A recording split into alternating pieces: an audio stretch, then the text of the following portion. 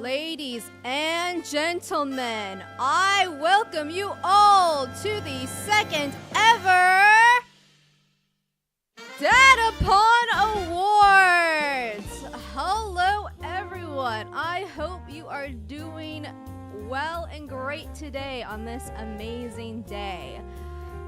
Here at the Dadapon Awards, I will be your host, Dadapon Mari, and if this is your first time catching this award ceremony, let me go over the ground rules for you guys. Hello, Mama. Hope you're doing good. Glad to see you. Thank you for coming. So, let's start off with a little bit of the basics, shall we? So, here at the Dadapon Awards, we aim to celebrate the passing year by reminiscing on all the memories we created and the accomplishments we achieved together as a community, while also honoring the games that we played on the channel with recognition and praise. Unlike another ceremony that we all know and hate, but you know what? They did pretty well this year, despite the the masses on the internet saying otherwise. I like to think they did pretty good this year, and we'll get to we'll see that along the way. I assure you. But anyways. The nominees and ultimate winner of each category in the Dadapon Awards are voted and decided by the esteemed Academy of Dadapon, led by yours truly, Dadapon Mari. While each nominee is celebrated for their creative and technical merits in their respective category, each winner will be awarded with a glorious golden Dadapon Award that signifies their excellence. So yeah, just the ground rules of the award ceremony. It's just like any other award ceremony, but with good opinions, I like to think. So as we head in, I would like to give a brief overview on what we are going to go through in terms of categories. So let's set that up.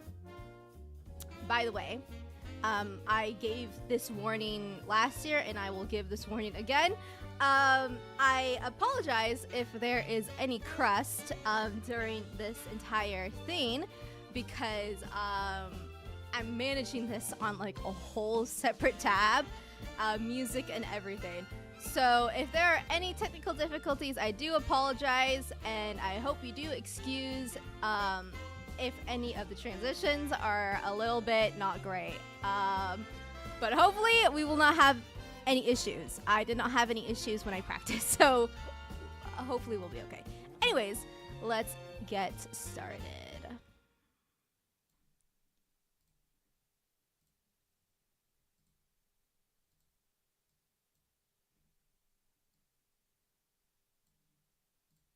Alrighty. I hope you did not catch that on my Alexa. Someone is apparently at the front door. I'll let my sister handle that.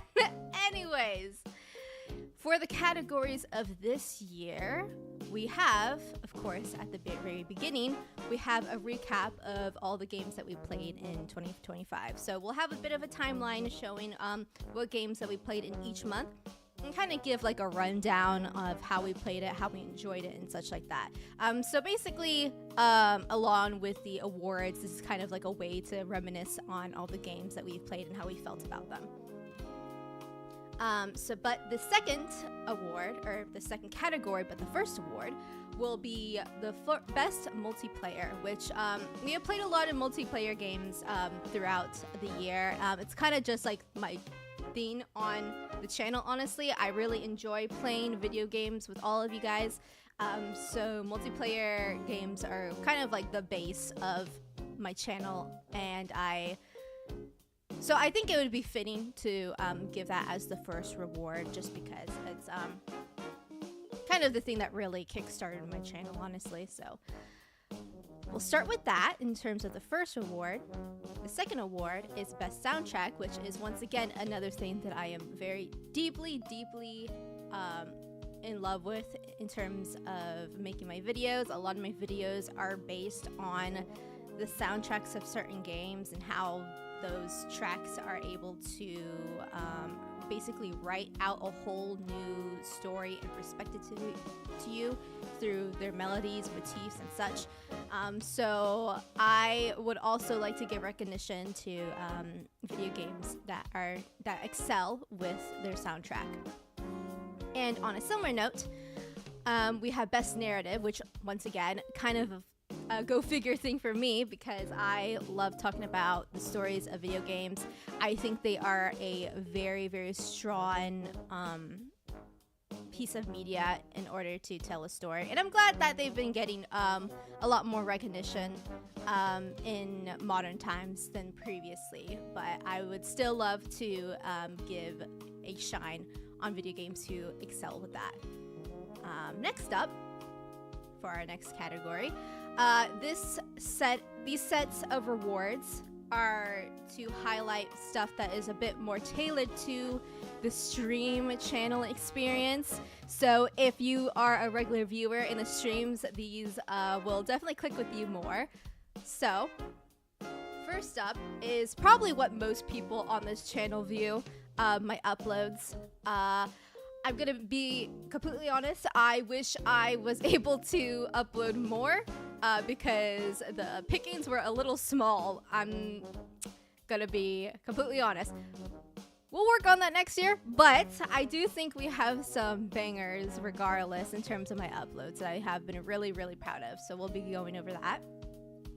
And next, to really focus on the streams, we have the best clip that came from those streams. And also, like, I'm not gonna lie, there were a lot of clips that like immediately popped up to my head when thinking of best clips. So I kind of had a bit of difficulties trying to narrow it down. So instead of 3 last year, we have 4. And honestly, there could have been way more, but I just had to like, I didn't want it to just be like clog up with a bunch of clips that I like. So we're just gonna keep it with 4, and hopefully I picked the top 4. But I think they're probably top 4 for me, so we will be looking at that. Next is a new category. I think this is the only new category I had, and it replaced the old category of best hottie from last year, just because I don't think I really had a hottie this year, or at least a hottie that I found while playing on stream, just because I think it wouldn't have been fair if I were to include Wuthering Waves as it, because it would win, but I didn't stream it. Like, I talked about it on stream, but I didn't stream it, so I just felt like that wasn't fair. So we just completely changed it up this year with worst performance, which you're probably wondering what that means. We'll get to that when we get there. You'll see. Next is a very familiar and beloved category, though. We have Best Little Guy. We've had some good picks of little guys this year, and I love them all. So I am excited to show you who these little guys are, which you might have an idea, depending on if you've been watching. But we'll see. Corbeau's the hottie of the year. I should have, damn it. You know what? I should have just added Corbeau just for you. I should have just included just for you, Leto, like your little segment. If you were free today, if you didn't have work today, I would have literally straight up given you a whole section to yourself. Be like, all right, guys, let us come in to give the next segment. It's like how Jeff Keighley has that lady that gives awards sometimes. Hello, Kian Fox. Hope you're doing good today.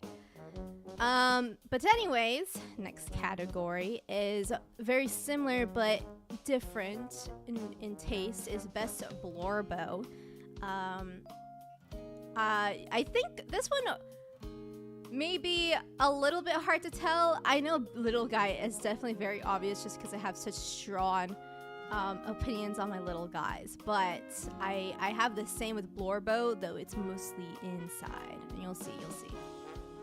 Alrighty, and for the last 3 categories, we are going to be focusing on some really strong contenders to really finish off the award ceremony, which is number 1, Best Friend Slop. Friend Swap is kind of in a similar ballpark as best multiplayer, but obviously Friend Swap has kind of gained its own definition throughout the year. So I felt like it would be very fitting to have it be its own category, especially since me and my friends really love playing these games. They're silly and they're stupid, but honestly, they're a great time. I really love them. This little guy is Poogie. We'll see. Leto's your Kojima? Honestly, yeah. Should have just had her be my Kojima. But next category is most anticipated. Honestly, I'm just gonna reveal this now. It was kind of hard trying to pick a game to be.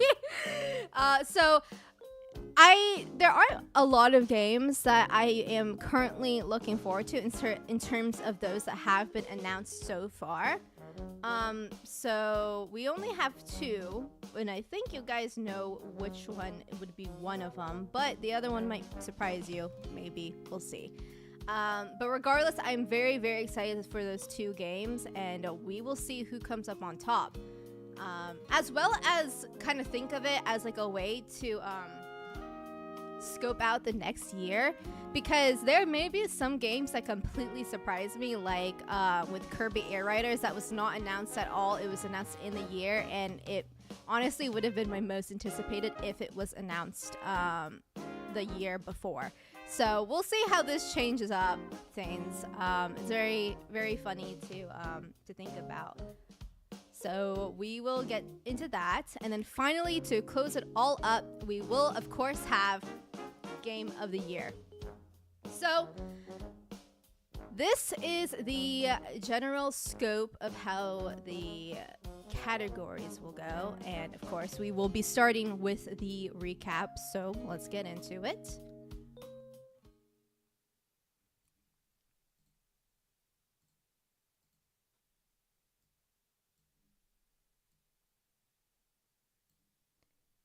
Alrighty. So, what games did we play in 2025?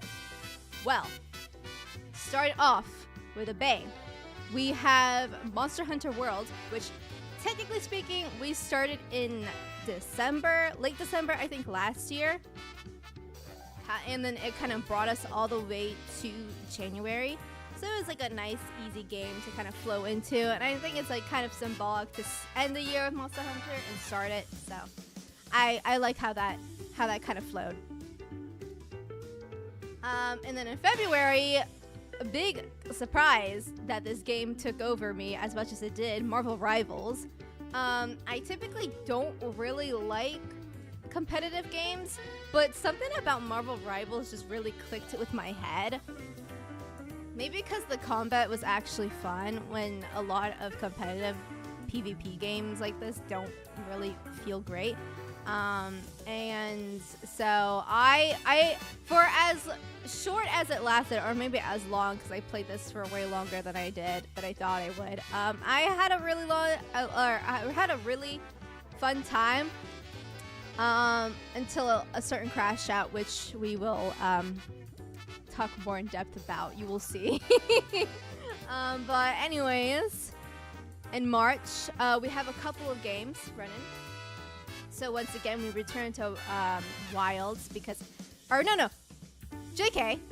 We started with Wilds because this was when it was first released. That's right. Okay, I got it completely wrong. Wow.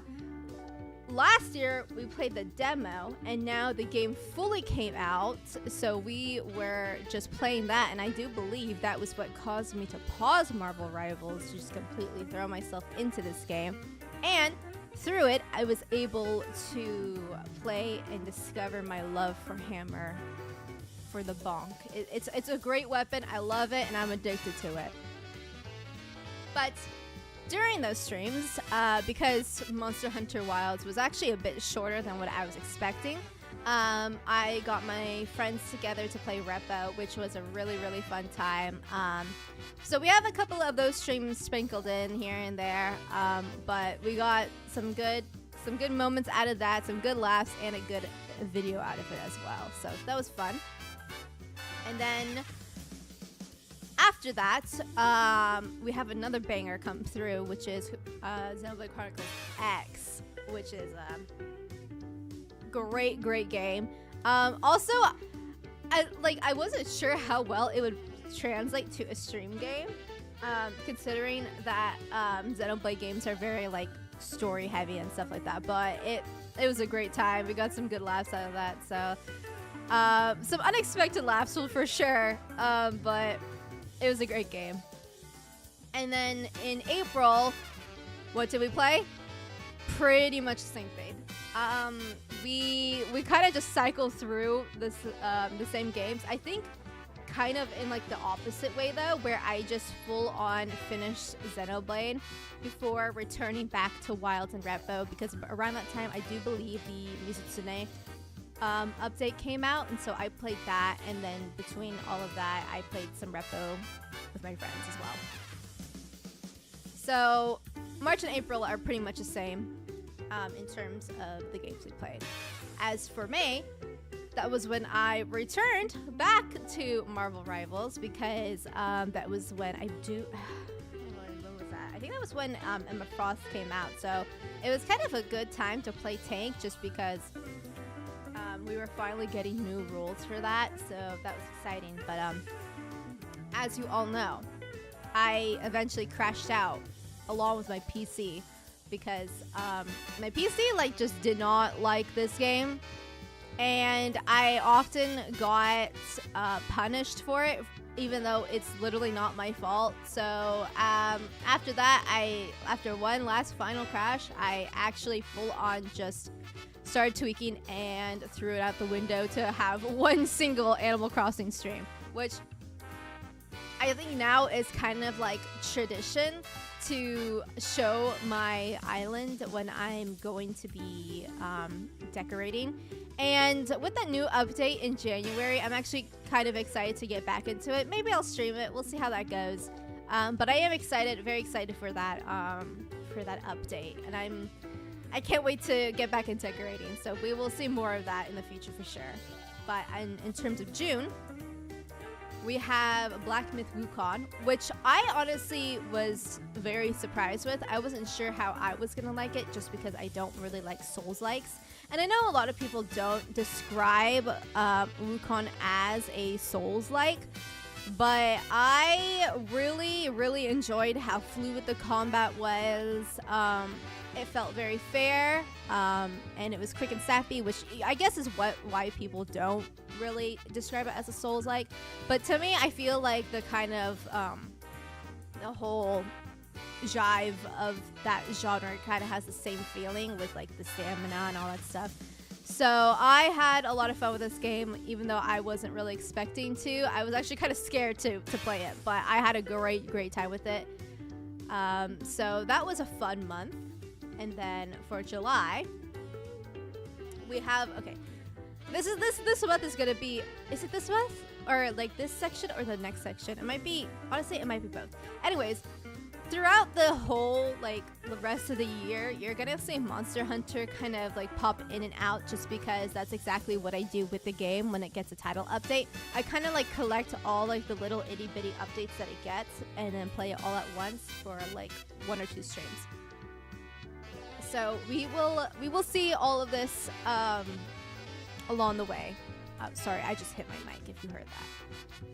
But the big main contender of this month was Exodia 33, and I don't know if you can hear me, but I am already smiling at it, because boy did I love this game. And I'm gonna just stop there, because I do not want to show my biases, even though it's very obvious. We'll talk about this game later. You know we will. So that itself is not a spoiler, but I'm just gonna pass it right now. We'll talk in depth. But next, we started with Monster Hunter Stories, and I might as well show the next one because it's Monster Hunter Stories 2. These two games were pretty much played back to back, and I had a really fun time with them.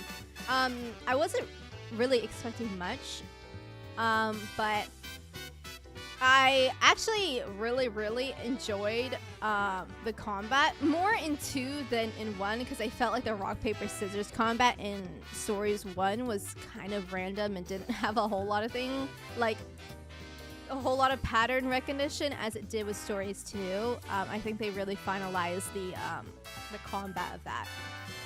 So I had a lot more fun in Stories 2, but I really do like these games, and I think they're adorable. I'm going to miss the art style of 1, though. I really like the chibi art style of 1, but I'm glad to have been able to experience them both because I went in thinking that maybe it was going to be a bit boring just because it is like a game more tailored towards children, but I still had a great time. So, and we got to see a very beloved monster in these 2 games, which you'll see. This year has gone by so quick. Yeah, this year felt like really looking at it in like a view with all of the games. Like, it's kind of crazy how fast it went by. It really doesn't feel that long. Oh, and then at the end of this, either at the end, I can't remember, or if it's like more in the middle. I think it's more at the end. We had a single peak stream, which at this point, everyone is having very conflicting schedules. So it's kind of hard to get everyone rounded up for a stream. And typically that will just have to be regulated to recording it for a video. Which is kind of sad because I really do enjoy streaming these live, so everyone can kind of experience it together, but what can you do? That's life for ya. But hopefully we'll be able to have some more of these streams in the future just because they're really fun, and yeah, cross our fingers for that. The beloved monster was Legiana. God, don't even mention it. Ugh. Ugh. Anyways, moving on to better things. October was a bit of a big lumped up month because we had a lot of things planned for this month, considering that it was spooky month. So we did want to play some horror games and stuff like that, but once again, everyone had conflicting schedules, so I kind of had to like fumble things together in this month. But starting off, we have Borderlands 2 with the mods, and I mean, you guys already know how much I adore this game. I pretty much have like almost everything down in memory. I played it so many times, and being able to play it in a new way with mods is actually very refreshing because I've always played it on console, so I was never able to access mods for it, but it really does change up how you play the game, and it's very cool. So I really enjoyed that. We never finished it, but maybe in the future. But since it's spooky season, we had one singular Phasmophobia stream because that was all that I could garner, and it was just with Leto. So nah, I kind of failed on that, but at least we got something in, and it was very fun. Apparently, actually, there is a new update that adds new ghosts, so I am hopefully looking forward to playing some more of this game with my friends because there is some new content to go through, to sift through, so should be fun. And then at the end of this month, there is a big game, so I got a Switch 2 in order to prep for it. And so with that Switch 2, I got Mario Kart World, and it was a couple days before that game came out, so we did do like 1 or 2 streams. I think we did 2 streams of Mario Kart World. We'll talk about that game later, but you know, the playing with everyone in itself is of course always fun, no matter the game. So I still had an enjoyable time, but we will talk more about this in depth. But of course, the final game of October is no other than Pokemon Legends ZA, which we've always had very decisive conversations about this in chat and stuff like that, but I personally honestly have been enjoying it, and I'll definitely be playing more of it in the future. And we will be talking more in depth about it. We'll talk more in depth about it when we get to the December section. But for now, that's base game. Had a lot of fun with it. And yeah, I'm still playing it. So we will definitely be seeing more of it. Like Monday, probably. Yeah, so. But, in November. November. That was a big month for me, because you know what came out.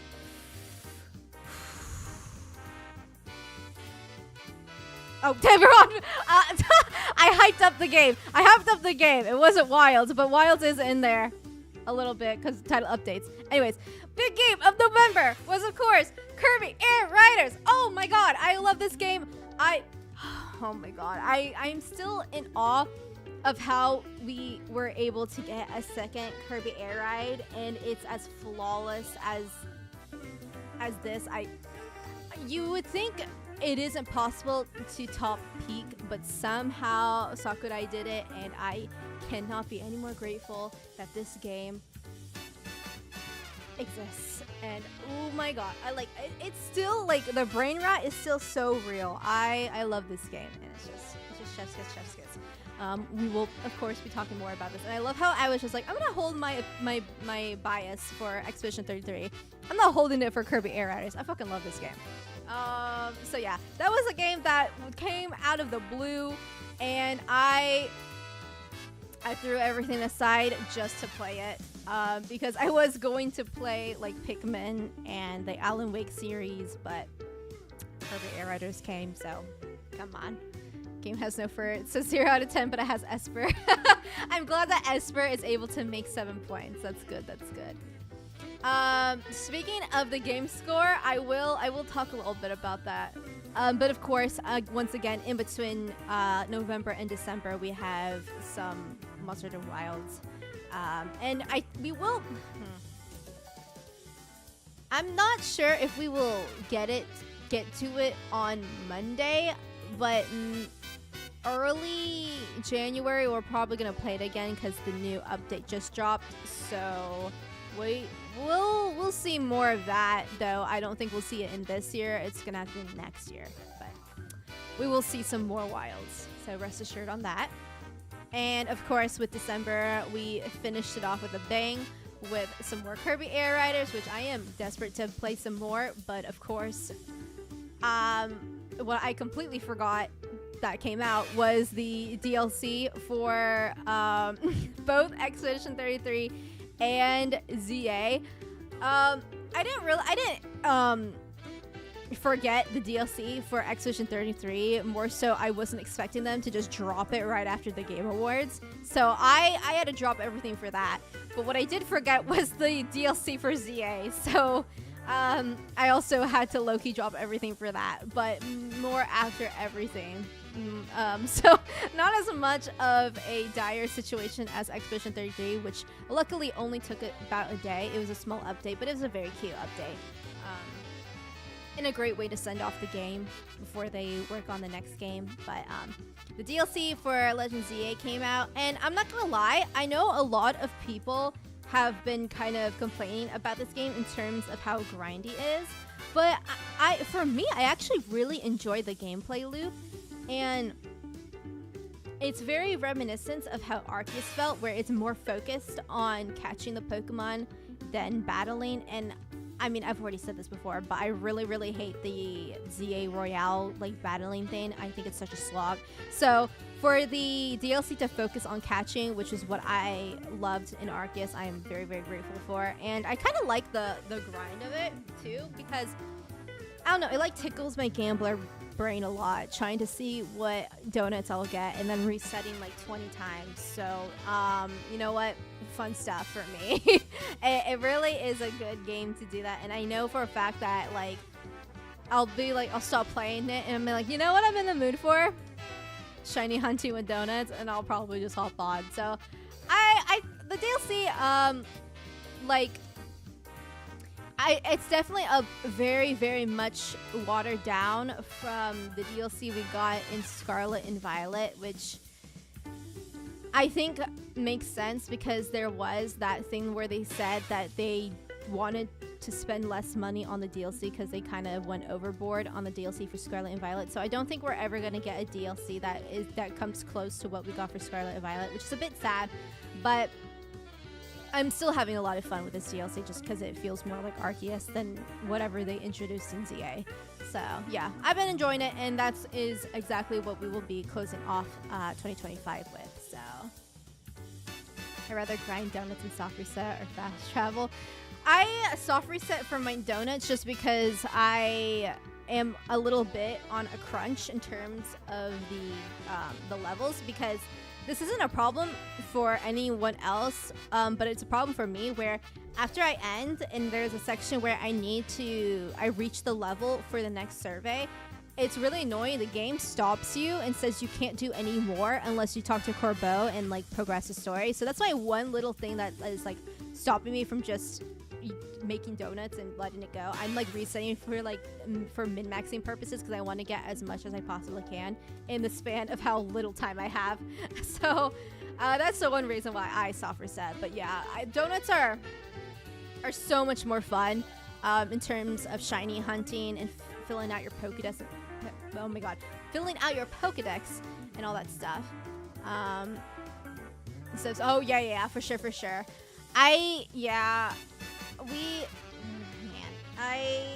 That shiny Froakie hunt actually, like, it was about to break me. it was rough. So I'm glad that we have donuts now because it is so much more fun and a lot less brain dead. So you get some gambling and you get some good odds, which thank God. So yeah. We'll see if my desire to fill out the Pokédex with shiny Pokemon will ever come to fruition.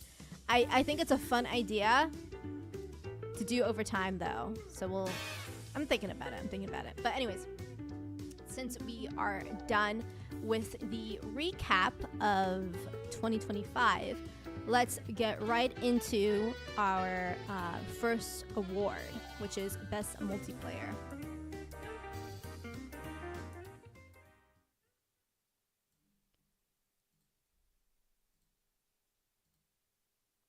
Okie dokie. So, Best Multiplayer of the Year. We cringe fail together.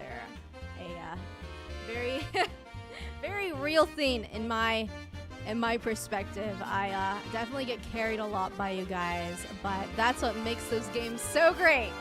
I don't have to struggle alone. Woohoo!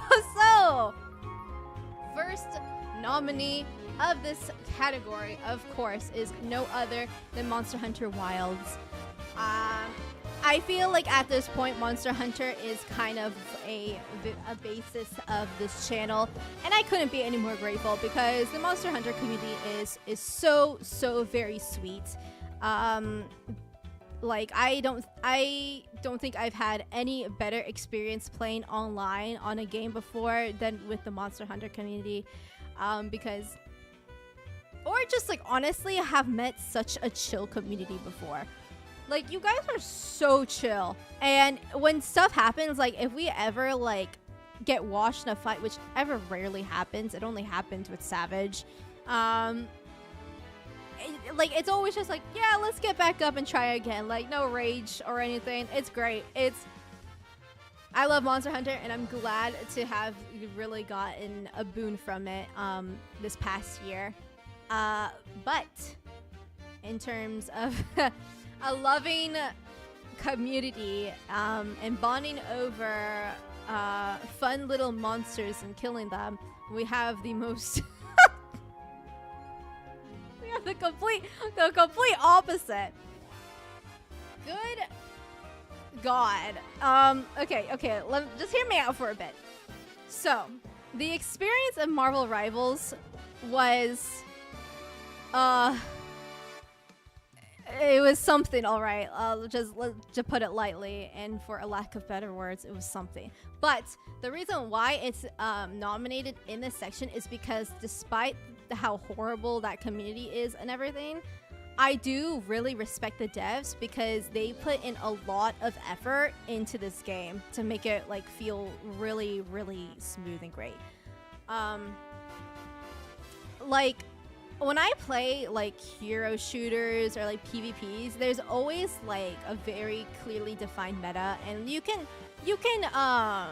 feel it in this game, but I do feel it a lot, like very much less to a lesser extent, because I feel like every role, it feels very nice in this game. Usually in other games you'll feel like playing support is such a slog, or something like that, but they were able to make it so support does very nice damage. Same with tank, though tank in other games can be a little bit overboard. For example, I'm pretty sure wasn't it goats for for Overwatch, where it's like go all tanks one like support. Yeah, luckily Rivals is very good at scaling that and doing regular updates to kind of even the score out. So, and they're really good with giving out free cosmetics and free stuff all the time. So the devs are really, really generous with their stuff, and I kind of just wanted to give props to not really the game, but to the devs themselves for being really good sports about everything. And they're very intact with their community as well. I know a lot of people like kind of roll their eyes when like a game dev like leans into like the meme side of things, but I think in Marvel Rivals' case, it is able to have like let them keep a more closer relationship with their community, as well as support artists, because they commission the artists to make all those things, and it's really great. So despite everything, I really enjoy how much love is put into this game, which is kind of crazy because I don't like Marvel at all. But you know what? The game's pretty fun. I will never play comp ever again. But you know what? Props to the devs. We'll get to the Chikawa watch party soon enough. Yeah, we'll get there. Anyways. Final game, though, bringing back the love, is no other than Kirby Air Riders, which once again, who knew this was coming until the very end, and whew, boy, did it take over my life for this last part of the month. I love this game. It is so good, and it's so great being able to finally play it with people, because back then we didn't have any online services or anything. I was unfortunately too good for my siblings and my friends, so it felt like I wasn't really able to go all out, but this time for sure. Ooh, it's great. It's like a new era of being able to play with people. It's beautiful. But with that all said and done, with every single game having their piece, let's go on to see who the winner is. So let's get that. By the way, let me bring back the music back up while I speak. Since this is on a Google slide, it loads in images in a very funky way. It pretty much loads in whatever it can first, and not what is on top first. So I asked you all to, in case of spoilers, I ask you all to close your eyes and wait until I give the signal for you to open your eyes, because the Google Slides might spoil who's the winner. So just shut those eyes, just take a little break for your eyes, and we will get to who the winner is. Okay. So the winner of the first category, Best Multiplayer, is, well, actually there was no spoiler there. Good job. No other than Kirby Air Riders. I mean, it's kind of obvious. The way I speak of this game is like my child. It is so, I cannot stress this enough, and I cannot stop blabbering about it. It is a whole different experience to be able to finally play this with others on a game that I had to play by myself for so long as a kid. which is CPUs, and my arch nemesis Red. But it's, oh my god, it is great having an online feature for it now and being able to play with other people. And the thing that I was mostly scared about is the game feeling too different, but it is just so perfect in every way possible. I think my only complaint is that poor Wagon Star cannot get to many of the good places because the map is kind of catered towards flying cars over regular cars. That's my one complaint. Where in the base game you didn't need to fly anywhere, but unfortunately with this one, flying is kind of like a big requirement to get to like the secret islands and stuff like that. But that is my one singular complaint, and of course there will be complaints with every game. So the fact that this game only has one is amazing. It is able to stay true to the game, to its original game, while also adding so much more to give it a fresh new feel to it. And I really cannot express how much I love this game. It is amazing. I am excited to play more of it. In fact, I'm kind of dying to play more of it, but we need to get through the Pokemon's Yay DLC first before coming back to this. Just I love you. I love you, Kirby Air Riders, and I love you, Wagon Star. Look at that photo. Picture perfect photo. Mwah, mwah. Perfect. But that's enough of Best Multiplayer. So congratulations, Kirby Air Riders, for winning the award. We shall move on to Best Soundtrack. Okie dokie. Let's get that music rolling. Okay. Best soundtrack. I've already explained this a little at the beginning of the show, where video game soundtracks are very, very important to me, as well as hopefully being able to show to people how important they are, because they really add like an extra layer of the experience to a game, whether that is like as serious as like the game or the music retelling the story to the player, or just having a little jingle to listen to while you play, kind of like Suika game, where it's like kind of brain numbing, but you also can't help but hum to it like as a zombie, you know. Like, music really adds to everything, and I really just love being able to talk about them and in depth in videos and stuff. So it's very fitting that I would have a reward for this. But in terms of best soundtrack, the first nominee is Xenoblade Chronicles X. The soundtrack for this game technically is well, some of the tracks did get remastered, but for the most part, it is the same as it was in the original game. But they do have some new tracks that are absolute bangers, and of course, Man on Ship is just, I love that theme. It is a banger, and the fact that it's #1 on my YouTube rewraps should show you how much I love that song and how much I had it on repeat. It is banger. But also, now that I'm looking at this, there actually are quite a few nominees for best soundtrack. We had some pretty good games that had amazing soundtracks. So next up is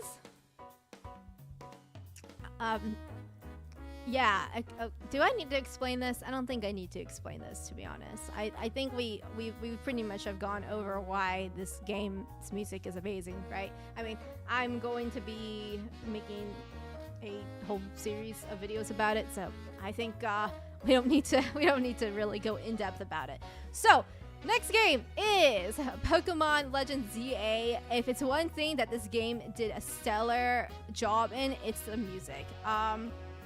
Ignoring the Lumio City theme for a bit, because after hearing it for a long time, it does make you go insane, which I did predict. But pushing that aside, all the bangers, the battle themes are... they're so good, especially just Synthe's theme and Lysander's theme. Oops, sorry, L. Spoilers, oopsies, sorry. Especially those themes though. man. They're good. They're really, really good. And I'm excited to hear what the remixes are for the legendaries in terms of the DLC. I've been trying very hard to avoid spoilers for that so we can hear it firsthand on stream. But, oof, those themes are really good. Really good. But finally, the last nominee of Best Soundtrack is Kirby Air Riders once again.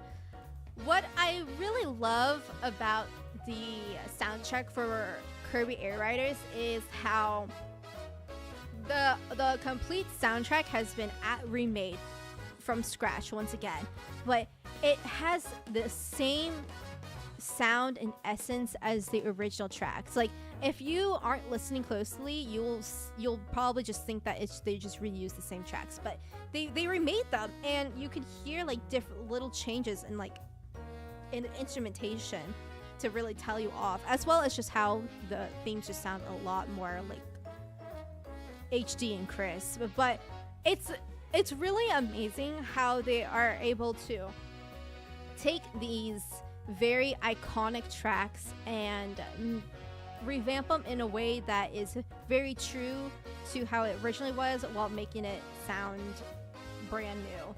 It's like, I don't know how to explain it, but it's really cool how they did it. And sometimes I feel like games go a little overboard with how they remake themes. For example, Persona 3 with Mass Destruction, they fucked that up.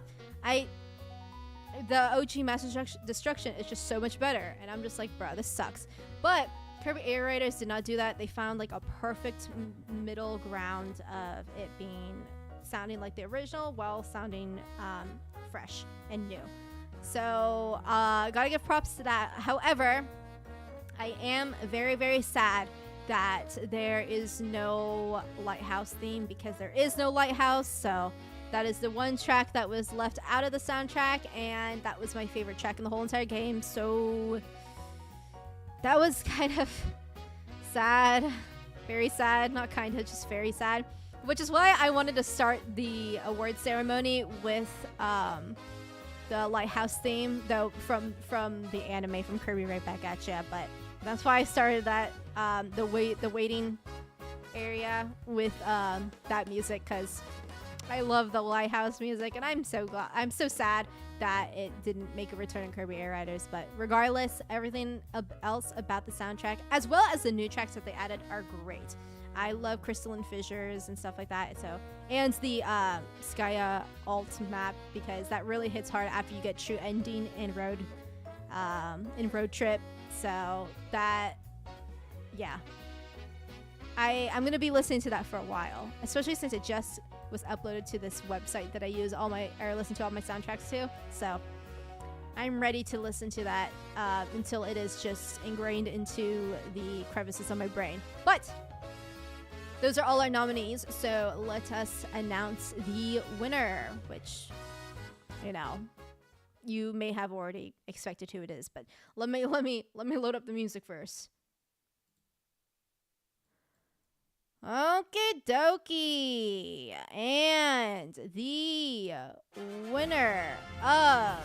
Oh, I forgot to say, close your eyes, but JK, it's already so obvious.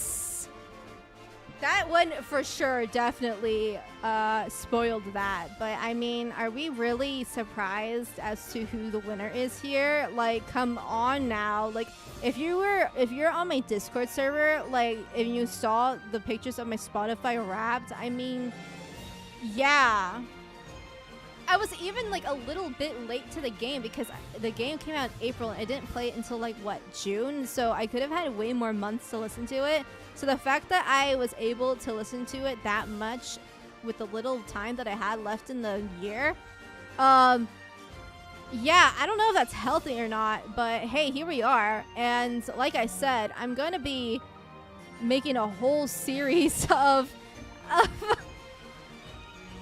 breaking down the music and how it corresponds with the characters and stuff like that. Like, I have my hands full on videos for the next year. But God does Expedition 33 make it easy because all the brain juices are flowing up there, and they still are. I'm still listening to the soundtrack on Spotify passively just to see if there are any things that I can pick up that I have missed before. And I have been listening to Versus DLC as well to see if that changes anything. So yeah, I mean, not really a a surprise here, but regardless, I love the music in this game. It is so amazing, and they really take it to a next level of using the music in order to tell another story that you usually would not be able to see, especially for French people who can understand French. Because if you are able to understand those lyrics while in the fight, that probably gives you a whole new experience altogether, which I unfortunately was not able to experience. But regardless, that it must be so cool, and I just think it's amazing that they are able to do that. So yes, congratulations Expedition 33 for winning Best Soundtrack, because you absolutely deserve it, especially for Lorien Testard, who this is his first time composing a soundtrack ever, and he did this good. Like, that's insane. So I am so excited to see what else he makes. Like, if I really hope they keep him around for the next game, which I'm sure they will, but God, this guy is a genius, and please continue to make music forever, please. So yes, congratulations Expedition 33 for winning Best Soundtrack, absolutely deserved, and I'm excited to hear what you guys cook up next game. Okay, so that is soundtrack. Next is narrative. So let's set that up.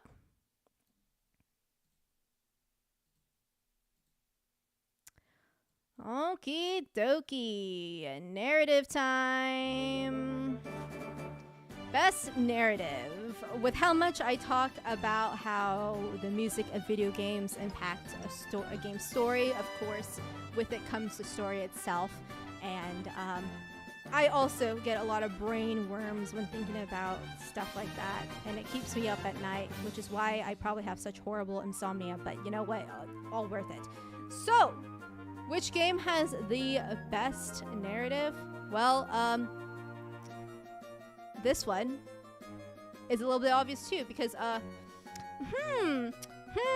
wonder who this is.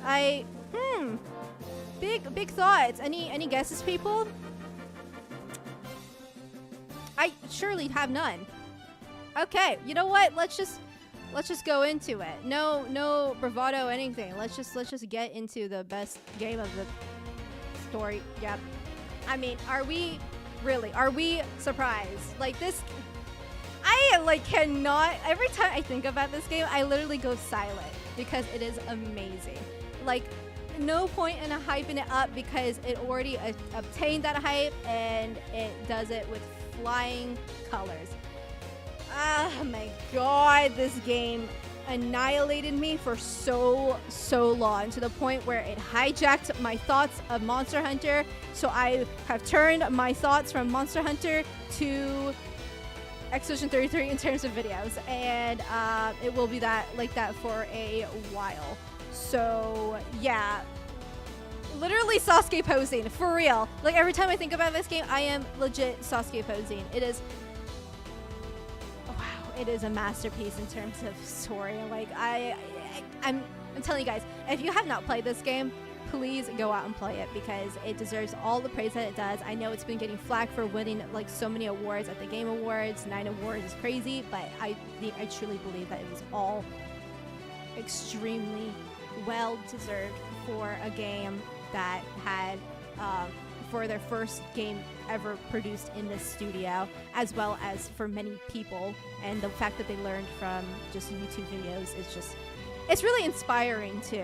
And of course, we will continue to talk about this game. So I will move on, because of course we will have more time to talk about this. So let's not waste it all here. But congratulations, Expedition 33, for winning Best Narrative. Absolutely deserved. we will return. Okay, let us continue on. Now, the upcoming, I've already said this, the upcoming categories in this next selection is more catered towards the channel itself. So we will be having a nice little walk down memory lane in terms of videos and streams. So, first of all, best upload. I kind of already mentioned this. I feel like I definitely got hijacked maybe a little bit too easily. I got really hijacked by Expedition 33, and it kind of put a pause on the stuff that I made. But regardless, I do think I cooked pretty good today, or not today, this year. Well, I would like to say I am hopefully cooking as your host today. But in terms of the year, as much as I wish I had uploaded more videos, I still am very proud of how how the videos came out this year. So let's take a little view, shall we? So the first nominee of Best Upload is, of course, no other than that Malzino video, which is... I love how Malzino won Best Blorbo of the Year last year, and I was like, haha, I'll probably make a video about it. And sure did. And yeah, kind of crazy how that popped off. It's still popping off, by the way. So yeah, starting off the year with a big bang, and which pretty much led way to more Monster Hunter uploads, which is why another nominee is another Monster Hunter video, which is the Arkfeld one, which is kind of structured in the same way, but it was able to help me gain a more in-depth love for Wilds, because beforehand I was kind of feeling like a bit whatever about Wilds, but after digging through Arkfeld and stuff like that, I was able to gain a new appreciation for it just because of how much thought and how in-depth Arkfeld is. So it really was able to give me a new perspective, which I'm very grateful for, because Wilds definitely deserves it. I know it's had its issues, but I personally really like the game. So I'm excited to see if we get anything new in terms of the DLC for the game, whenever that ever happens. But hopefully, fingers crossed, they will explore Guardian lore in the DLC. I hope they don't just drop it just because we finished the Dragon Spiral stuff. I really hope that we can explore more of that, and it would be fun to make a future video about that. But finally, the last nominee of Best Upload is, of course, the musical breakdown of Verso. Wow. There's a lot of video essays this year, which I think is probably why I didn't have that many uploads, because these video essays take a very long time to create, especially when I'm in the writing process. And but I always love how they turn out, because it's very nice to see all that hard work kind of come into fruition. And it's very reassuring to hear people share their thoughts in the comment section and kind of conversing with them. It's very fun. It makes it all very much worth it. So hopefully I will be able to make more next year. But these are the top picks for this year, so I shall announce the winner. Once again, close your eyes so you don't get spoiled, because you got spoiled last time and I forgot to announce it, but I mean, we all knew who was gonna win. But regardless, close your eyes. Let's get this all sorted and ready. Okay, so the winner of Best Upload is, of course, the Malzino video. I This is the video that really tipped me over 1,000 subs, and I cannot be more grateful towards, once again, the Monster Hunter community for selecting this video. It's amazing and such a relief to know that so many people enjoy Malzeno as well as love Rise, because if it's one thing that is kind of like a topic of debate in the Monster Hunter community, it is Rise. But all of this has made this video has assured me that there are still fans of Rise and that it is still a beloved game, and I'm so glad, because Rise, I'm a Rise baby, and it'll always be my baby in return. I love Rise, and I'm so glad to have been able to share it with everyone, as well as it being the one that really like launched my channel this year. And so I was able to meet a lot of you guys, mostly through this and just through the Monster Hunter community. So it was a very great feeling, and I cannot be more grateful in how this video just popped off and is once again still popping off. I feel like I'm still responding to comments there, so that's really, really cool. But yes, thank you for blessing me, Malzeno, and congratulations for winning Best Upload. Now, in terms of the next category, like I said before, it's more focusing on streams rather than the uploads. So we will be having Best Clip.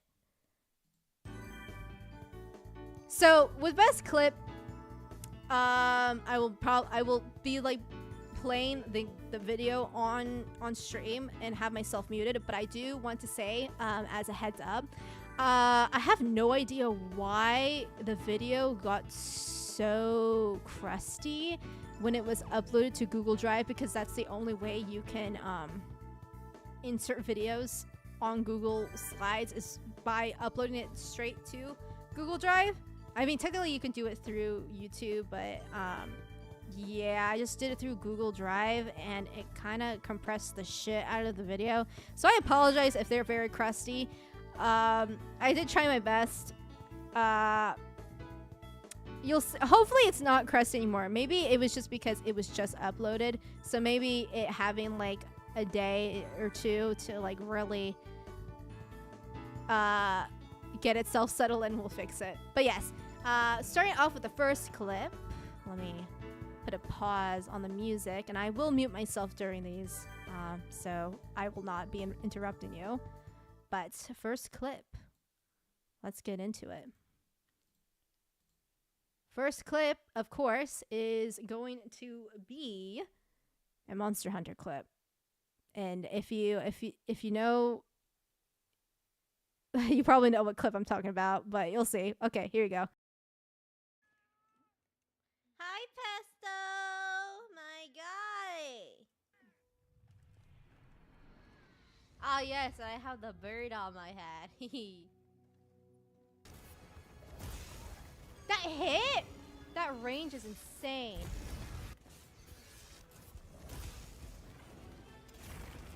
Oh my god, I kind of suck right now. I've lost focus. Damn. No cartless run, unfortunately. I've lost focus.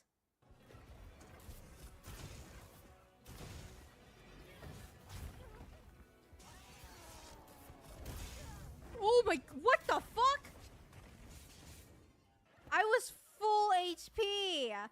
Oh my god, that's bullshit. That's just sad.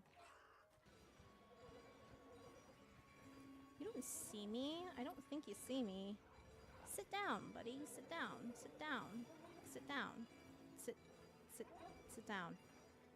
You don't see me at all. I have my ghillie on.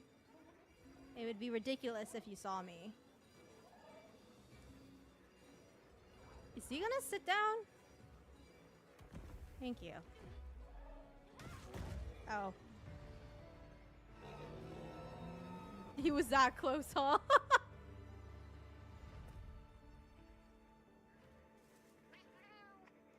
Thanks, Peso! Oh.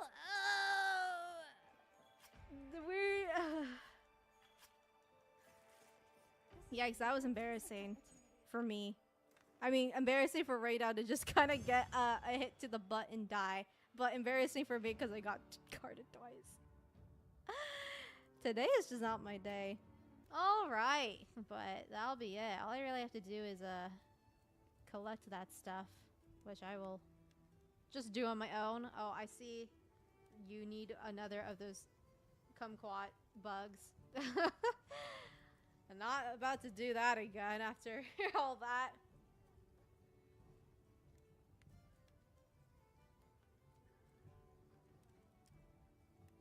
Wait, do I have this equipped on me? I've had the wrong head for the whole...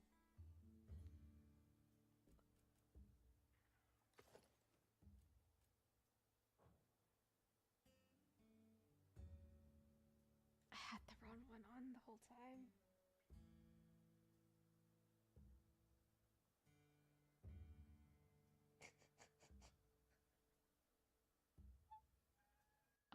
I was wondering why I was doing such pitiful damage.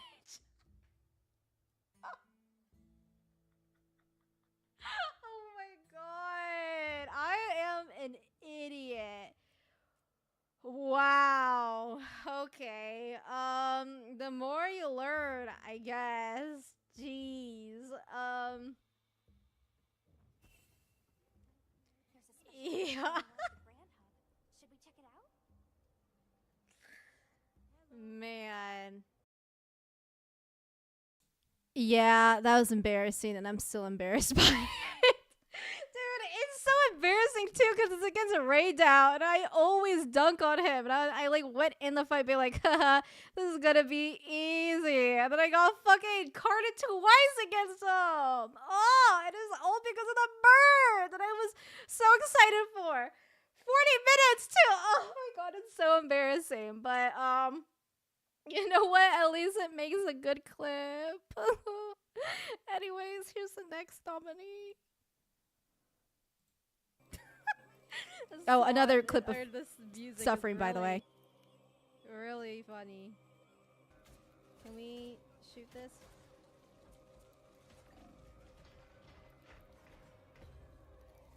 Team, what the fuck happened to you? I don't know where our team is. What?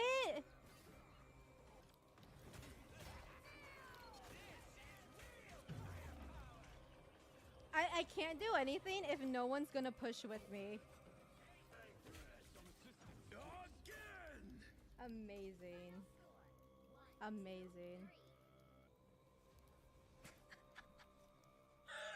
Oh my god, the throat singing can't help this team. Yeah, what a disaster. Isn't that literally... I can't tell if that's like the same guy from before or not.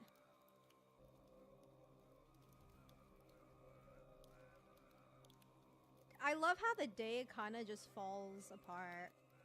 I am dying. Yeah, maybe because you're not staying with Tabe. I don't even know where the Hulk is during all of this. Good God.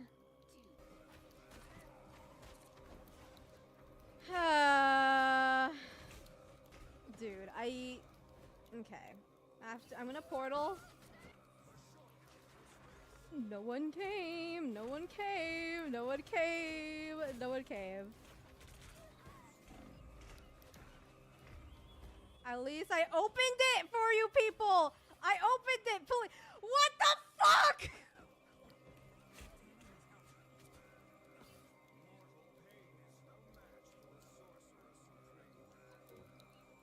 You know what I want to look at? Shoot. What match was it? This one, the 0 and 11. I want to look at this guy. That's what I've been wanting to look at that whole time. Like I want to observe this Hulk because I can't believe he was actually punching the wall. Okay, who is it? So 1, 2, 3, 4, 5. Okay. Okay, so I pretty sure he sees me fighting down there. He just low-key watches it. We're all like, okay, he's going for the human torch. No,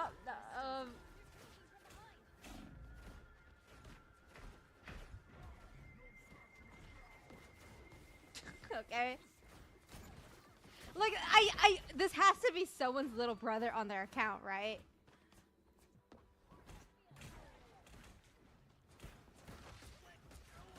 Like, he knows to go for the human torch, but then he just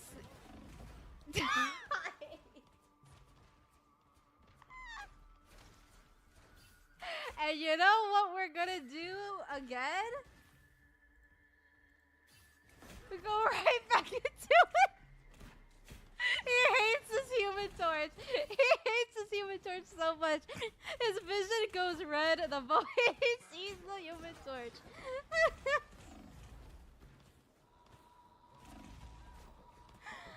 Dude, I can't. This is the stuff that I get stuck with.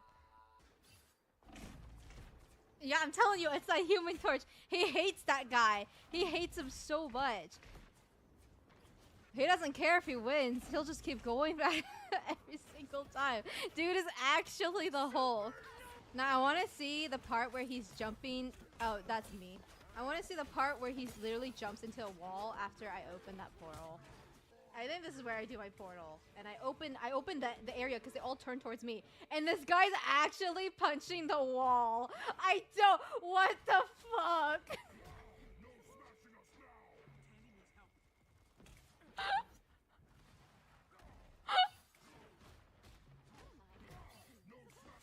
This is insane. He's like a mile away trying to punch him. Yeah, like he's not closing the gap. He's just kind of punching in front of him. And then he's holding the wall. That's a human torch again.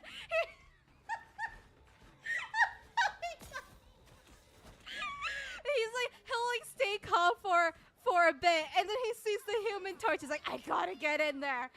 Fuck you. Oh my god.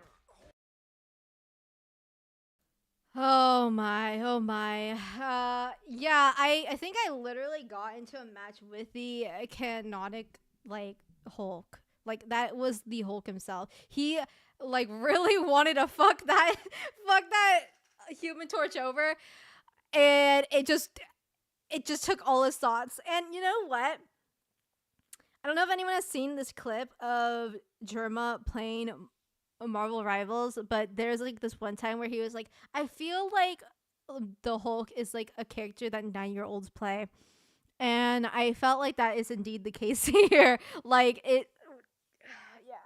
Just watching it makes me want to rub my eyes. But anyways, moving on.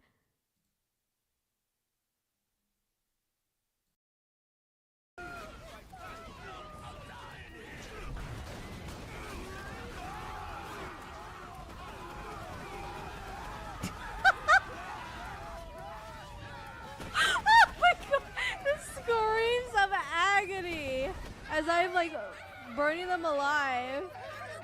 Oh my god.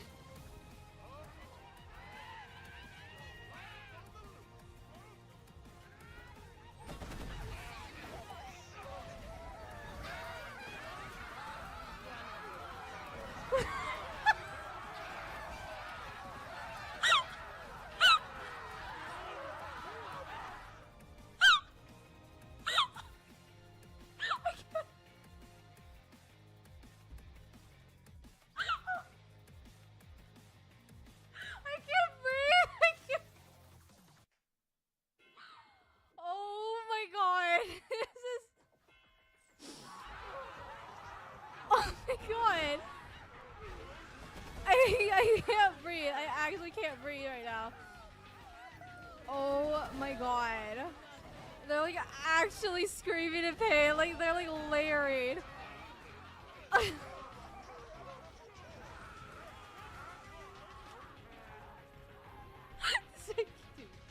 Like tears are coming out of my eyes right now. Oh my god. Oh my god.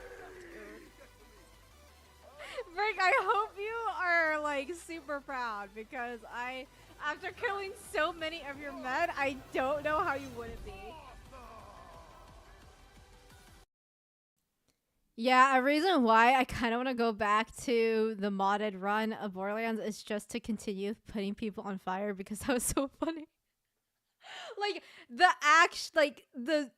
the screams, like the amount of screams was insane when, especially when I was just, like streaming it and playing it and my ears were just full of nothing but screams. It was so funny. And yeah, like you said, like it just sounded like a giant like zombie like horde was coming at me, and it was a lot. But anyways, the final clip of best clip of the year is going to, of course, be a Kirby Air Riders clip, which I think is a very nice way to close off the year.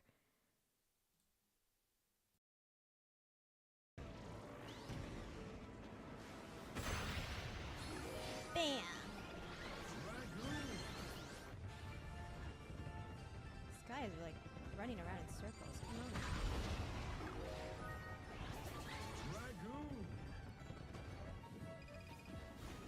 There's no way I'm getting the dragoon pieces in. Actually, someone actually did find it.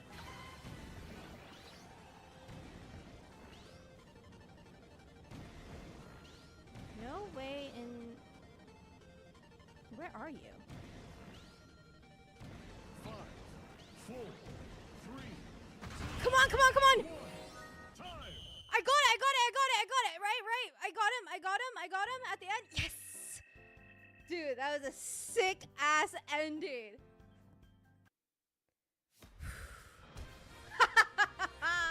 Yes! Let's go! 3, 2, 1, go!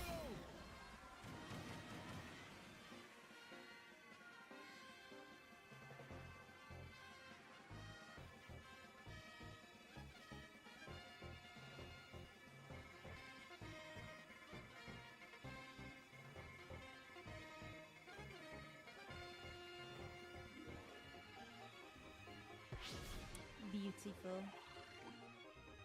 Mwah.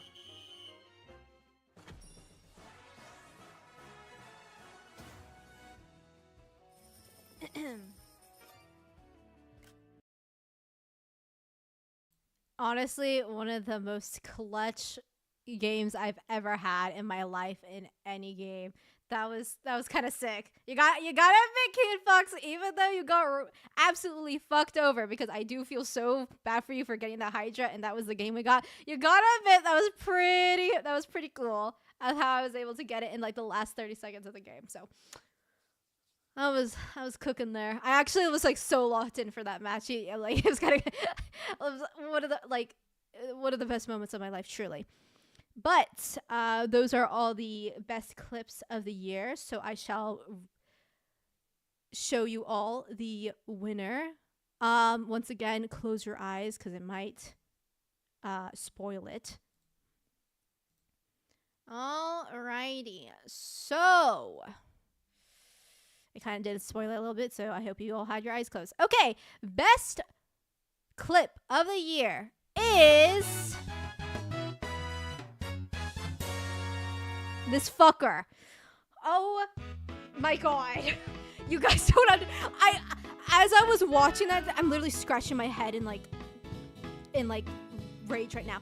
As I was watching that clip, like I got mad again. I got so mad, and as an extra like level of anger, for whatever reason, the stream like was not like processing correctly when I was doing the clip and editing. It refused, and I kept running out of space on my laptop, even though it didn't make sense. That I like had plenty of room, but it's like we don't have enough space for this clip or for this stream, so you need to make a room. So I was uploading videos to my cloud and like deleting them, right? But I accidentally deleted all the Expedition 33 streams that I had, meaning I'm gonna have to re-download those, and it's not bad. I'm not losing anything important. It's just annoying that I have to do that all over again because it takes a lot of time. So in virtue of how much this guy continues to torment me, even like months later, I decided to give him this award because he was making me angry. So congrats, Boomard, for tormenting me back then and even now. Like, just look at that damage.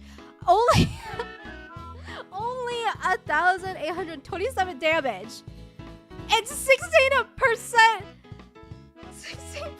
accuracy. Oh my god. Yeah. The fact that I go with him twice, like, dude, like that. No wonder I wasn't ringing up. This game is actually out to get me. So yeah, I'm glad that I stopped because my heart rate, my blood pressure probably just spiked there, and yeah, I mean, at least he gave us a good clip, but good god, it was a lot. It was a lot. Anyways, I hope I never see this guy ever again. He has tormented me for too long. Congrats, but also not. All right, let's move on. Onto another award that will cause me even more blood pressure to rise because it is in the same field of me getting so utterly annoyed. Worst performance! And if you've seen this category in other awards, it's usually best performance, and best performance means whoever did the best voice acting in each game.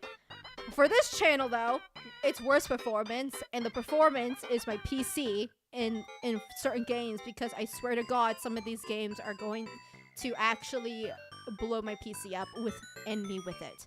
So we had a lot of them this year, so buckle up. First nominee for worst performance is, of course, no other than Marvel Rivals, because if I wasn't getting into lobbies with annoying people and awful people, it's my computer crashing. And I couldn't fix it. I don't know what to do. And it eventually resulted into the infamous Chikawa watch party, because I crashed at the beginning of the match, even though I said I warned my teammates that if I crash, it's on this map. I apologize if that happens. And you know what the game does?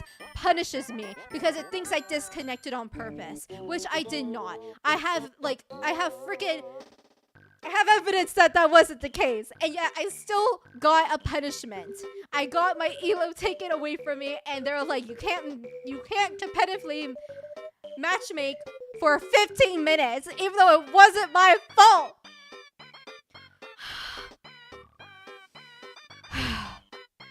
Yeah, so afterwards we just watched Chikawa because I actually crashed out. I don't think I've ever crashed out at a game as much as that. But the next nominee is just as bad, let me tell ya. Wukong, man, I love this game, but dear God, was it so horribly optimized. I don't know why after so many years, well, not so many years, but after a whole year, I think this game came out last year, right? After a whole year, you would think that this game would have optimized all of its issues, but no, it didn't. To the point where the first stream that we ever did of this game couldn't even work because it just refused to run past the opening. So our first stream of this game, it didn't even matter because we couldn't even play it. So, and also I had to lobotomize my PC for this game. I literally had to go into the options and turn off the like I had to like overclock it. I think that's what it's called. And people are like, hey, if you do that, your computer might get fried. And I'm like, well, I have no choice but to do that because it's the only way for the game to work. And I'm pretty sure my PC never recovered from it. Yeah, so that was certainly an experience. That first stream was so special, yeah. I loved how that really unraveled. We sat there for like 2 hours trying to get it work, and then we just gave up. Beautiful stream, truly. Thank you for that, WooCon. But final one, there are some games that run not so well compared to others. For example, as much as I love Wild, it definitely needs some optimization checks, which, by the way, they are getting. So hopefully that will fix everything that people have been complaining about and all that stuff. But you know who really pissed me off the most during all those times that I've crashed? This bitch. I don't know if you guys were there. If Glassbob ever shows up, he knows. But oh my god, this bitch. Oh my god. I was fighting it because I saw its blast weapon on Charge Blade and thought to myself, hey, that's interesting. And so I tried to hunt it down. And at first it was a struggle, right? Because I'm like, damn, this bitch does a lot of damage to me. I gotta play really coordinatedly and stuff like that. The times that I got good runs in, which I looked back to the streams, dude, I'm not gonna lie, I was kind of cracked in some of them. This bitch crashed my PC because I was winning. What the heck is that? Why? Why did they have her summon so much fire? Oh my gosh. It really makes me scratch my head in annoyance and in frustration because I felt like she did that on purpose. I know this. I know she can hear me. I know she can hear me right now. And you know what I have to say? Fuck you. Okay. Anyways, a very heated category because we had a lot of crashes this year. My poor PC. It's funny because last night I literally had a dream about getting a new PC because of how much it kept crashing. I'm not even joking. That's not even a bit. I just remembered that dream right now because I saw a tweet from this YouTuber that I follow saying like, oh wow, this PC from Costco is really good. It can run everything on the highest quality and it doesn't buffer on stream. So I'm like, wow, wish that were me. And I had a dream about it. So yeah, oof. Anyways, let's get into the winner now, shall we? I've said my piece on everything. My heated piece. Very heated. Okay. Close your eyes, everyone. We'll see who the winner is, shall we? Okay. And the winner of worst performance. Yeah, the crash out that I had for this game was really freaking bad. I'm telling you guys, I have never crashed out on a game that badly. Especially as in my older years. When I was a kid, I used to rage quit a lot, but I would like to think that I've gotten a good hold of myself afterwards. After like year 10, after my whole 10 years of living on this earth, I got character development and I've never really crashed out on a game before since. Oh, but this game got me. I snapped in a very mind-breaking way. No, I did not draw this Chikawa. I saw this Chikawa on a post, and it was like the funniest thing ever because of Chikawa's eyebrows, and I think it like suits it so perfectly, so I included it, but it is not my drawing. Yeah, the Mongolian throat singing didn't work. All the downloads of my graphics card, trying to fix it, like all the settings on my computer, everything, no matter what I did, it did not work. This game was quite literally unplayable, and I, like, as much as Wukong fucked up my PC, at least I was able to finish it and play through it for the most part after I overclocked it, right? Not this game! Not this game! And yes, that Dadapon Award has been replaced with a poopy award, because it does not deserve an award. It deserves a Maddie ass parking lot badge. And the colors of the gold has been replaced with a nice diarrhea brown, and the gold stars, I would like to think, replicates when you eat corn and you get the corn bits in your poop. That's what it deserves. You're not a superstar. You're a disappointment. Okay. Let us rejuvenate ourselves. You know what? Let me take a drink of my water. That's how heated I am. Let me get a drink of my water.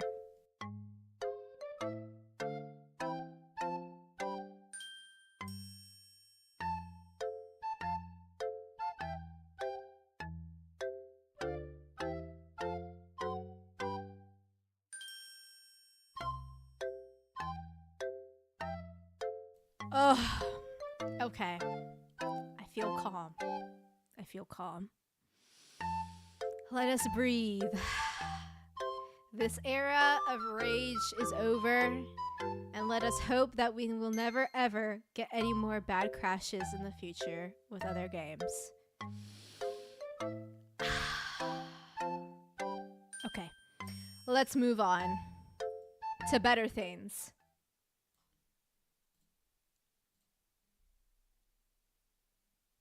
If the video will play. Okay, great.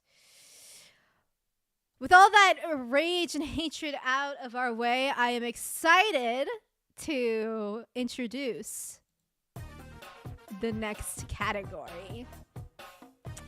Fast little guy! Ooh, I love my little guys. For those who are unaware, if by somehow, if I don't constantly talk about my little guys all the time. Little guys are characters that I appreciate so fondly, and it's a phrase. The phrase "little guy," the term, is something I say a lot on stream. There's usually always a little guy that I like to attach to whenever we're playing a game. So it's very fitting that I would give it its own category. So. First little guy is Noko. Oh, Noko, I love you so much. She's the cutest ever. And I apologize for not finding a good photo of him. I couldn't really find. There was like no official like art of him, or like not art, but like official model of him. You know that they usually like upload to their art portfolio. There was none. There was not one for him, so it was kind of just a screenshot. But I love Noko. He was so cute. And now, you know, we all know what happened. But let's just ignore that for now, shall we? But next up is Red Kazoo. Dude carried. Ooh, he was an unexpected one. You know what? Like, out of all the monsters that I would add to my team, I would have never for a second expected I would add a Red Kazoo on my team. Like, Kazoo's funny and stuff, but the fact that he became such a staple in stories, all the way to stories 2 and soon 3, is just a testament to his raw power, his elegance, his aura. What a guy! He's amazing, and I will never give up on him, no matter what anyone says. I know a lot of people tried to say, "Ew, no, don't have a Kazoo on your team." I don't care. He's forever going to be on my team. He is my guy. We will see him in 3. I assure you. But the last nominee for best little guy is Rick. Ooh, Rick, he's so cute. Oh my god, I love his ult, and you know, I'm always a Kirby girly. Kirby will always be my main. But I've been really enjoying playing Rick, and he's just so cute. And I don't care if he got nerfed. He's still perfect to me. I love him, and I'm excited to play more Kirby Air Riders with him. He's the cutest guy. So cute. So cute. But with that, let us announce the winner of Best Little Guy. Also, the song is such a banger. I love the song. Let's just listen to it. Okay, with that, let's announce the winner.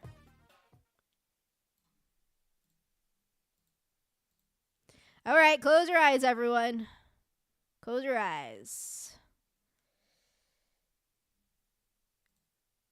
Okay. Okay. We'll just say that didn't really spoil. Okay. The winner of Best Little Guy is Red Kazoo. I love this guy. He's the best. Oh my god. Out of all things going into this game, who would have thought that Red Kazoo would have been the guy? They made him so reliable. You know, so many people are like, Ratha's the best in the game. You get all these super strong Monsters later on. Don't put all your investment into Red Kazoo. You don't need to do that. He's gonna fall off anyways. This guy never fell off though. Like, he carried me in the final fight and the last section where I was really struggling, especially against Stiggy and Zinogre. He soloed that guy. He actually soloed. There's something about Red Kazoo. Like, he is just magnificent. And I'm so glad that he came back in 2, and I am praying that he comes back in 3. I don't see why he wouldn't, but I really hope he does. And because I cannot wait to see my king. My guy, my little guy. He's the best. I love him. And what's really funny was that before playing stories and before having any exposure to Red Kazoo, because prior to that, Rise was my only exposure to just Kazoo, not Red. I got this poster, this Monster Hunter poster from like a mart, like not a mart, but like, you know those vendors who sell their art at markets and stuff like that. I got a Monster Hunter poster from them, and there was Red Kazoo on it, and I didn't realize until way later, after playing Stories here, I was like, oh, he's on the poster. And you know what? I think that's fate. We were always meant to be. So, of course, the winner is no other than him. Love you, Red Kazoo. I can't wait to see you. Anxiously waiting for that moment. Alrighty. But with that out of the way, we will get into Best Blorbo. So let's get to that. Okie dokie. So, Best Blorbo. What other words to explain? Or not even words, just a raw image of Ryan smiling. That to me is the best way to explain a Blorbo. Just constant thoughts of these characters. It keeps me up at night. It wrecks my brain. It alters the chemistry of how my brain thinks. And all I could do is just smile while also banging my head against the wall. That's what a Blorbo does. And it's great. So, first Blorbo is Arkveld and Nata. Okay, so I still do not understand the hate that Nata got. And I felt like I was going to initially just nominate Nata, but Arkfeld and Nata are like so, like their story is so intertwined, and I think that's very neat because it's nice seeing like a monster's development through a human character, especially in the sense where, you know, it feels like the characters of Monster Hunter don't really get much development, and they were able to do it very in a very neat way where it is both the monster and the character. But unfortunately, Nata got a lot of hate for just acting like a kid, which I thought was really bizarre. And so I thought it wasn't very fair. So I basically made a video of Arkfeld and a video for Nata. So if that doesn't show that they're Lorbos, then I don't know what will. But I will defend these two to the end of my days. I'm glad that it is like kind of settled down, but I guess that makes sense because Nata, like, there's not much story to complain about. But regardless, I don't know what the hate was all about. Nata was great. But the second set of Blorbos, and yes, I do say set, is the Desandra family because once again, I am making a whole ass video essay series about each and every one of them, plus a video just to talk about the ending of it. It's a lot. It's gonna be a lot, but I promise you, I'm working very hard on that, and hopefully I will be able to have it out soon. Because I love my disaster family. What great drama they provide to me. Nothing like they provide stuff like content even more than my favorite show, Secret Lives of Mormon Wives. Oh wow, I love it's great. So yes, that is the second nominee, and the last nominee is someone who I've been waiting to give this nomination to for a while, and I didn't get the opportunity to last year, but this year I finally get to. This skews things now, doesn't it? Yeah, it does. Let's not waste time, shall we? Shall we just get right into it? Let's just get right into it.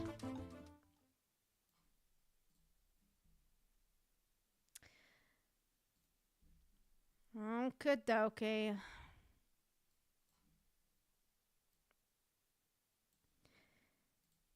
No point in holding off. You saw that spoiler. No point in closing your eyes. You see the pink down there. It's the one and only, the girly ever. It's Tinkaton. I mean, I don't know how you wouldn't know this by now, but I love Tinkaton! I love her! She's the best! Pip-Pop will always be my number one, of course. That's just he's just my guy, and I've loved him ever since I was a child, but Tinkaton has honestly, she has reinvented me. She is everything that I strive to be. She is pink, and she is violent, destructive, and she's perfect. Ever since, the only reason why I played Scarlet and Violet was literally for her. And ever since then, I have made my whole personality her. And it's not even funny. After my trip from Japan, I got a plush of her. I got socks of her. I got figurines of her. I have a blanket of her that I have on my bed all the time, and I treat it like my baby. I wash that thing on the most delicate cycle of my washing machine, and I never put it in the dryer. I always hang it so it doesn't start pilling, and I will keep the pristineness of that blanket forever. I love Tinkaton. She is the best, and I'm so glad that she is back again in this DLC, so she can finally be nominated for an award that I've always wanted to give her. And yes, those two pictures of the cards that I got from Pokemon Pocket, I worked so hard for. I opened 100. Is it 125 packs No, it's more than that. I think it's more than that. I think it's like, I don't remember. But you, like, in order to get those cards, you need to open a certain amount of packs to get points. And I went all the way to that. And I have endured long and hard just to get that card of her. And so I can finally peacefully say goodbye to that horrid game until the next Tika-Ton card comes out. Luckily, that has not happened. But she is like my Ike in Fire Emblem Heroes, where I literally log on just to roll for Ike, but in this case, I'm rolling just for Tika-Ton. I love her. She is the best. Don't even talk about fully from a pack. That pack hates me. I have such good luck in literally everything else except for that one pack, and I'm so glad I'm done with it. I never want to open a single pack of Shiny Rivalries ever again. Regardless, though, I do it for Tika-Ton. She's the best. I love her, and she has irreversibly changed my life for the best. I love you, Tika-Ton. I love you. And know every single day game in the future. If you are in that game, you will always be a member. I don't care if I have to use you on every single team. She is going to be on there. Always, always, always. Love you, girly. Love you. All right. Let's move on then. After the Best Plorbo Award. Congratulations, Tika-Ton / Hilda. That's how we come to know her.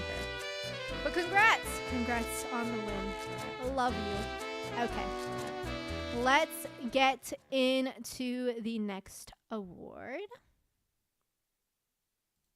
And these are going to be our final sets of the award. So I hope you are ready for this. So, next category is a Best Friend Swap. Swap is a very funny word, and I've come to use it a lot. And yeah, the best way to describe it, all the games that I play with my friends, friend swap. But I love playing swap with my friends. It's fun, and they make it great. So, without further ado, let's get into it. First nominee is Repo.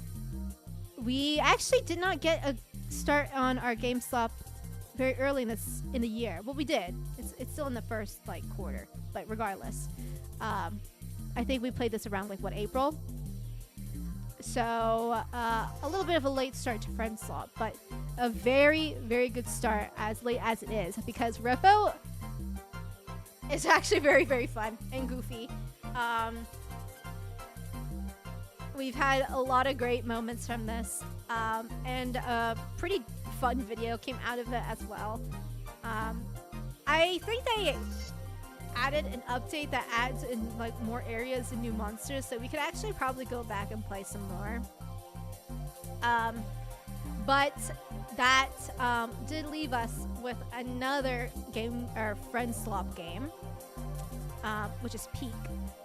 Which we unfortunately have not played a lot on stream because, once again, conflicting schedules and all that. But I had a lot of fun playing this game, and all the moments that I was able to record are really, really funny. So once I hope you all look forward to that once I am able to get that video out, which I will hopefully soon. I did put a pause on it just so I could get the Dadapon Awards working out and stuff like that. But since this is all going to be done in a day, I will be going straight back to Peak and editing that video. So hopefully you all will look forward to it. But the final game, and you might be thinking, what other friend swap game did she play? And this one might be a little,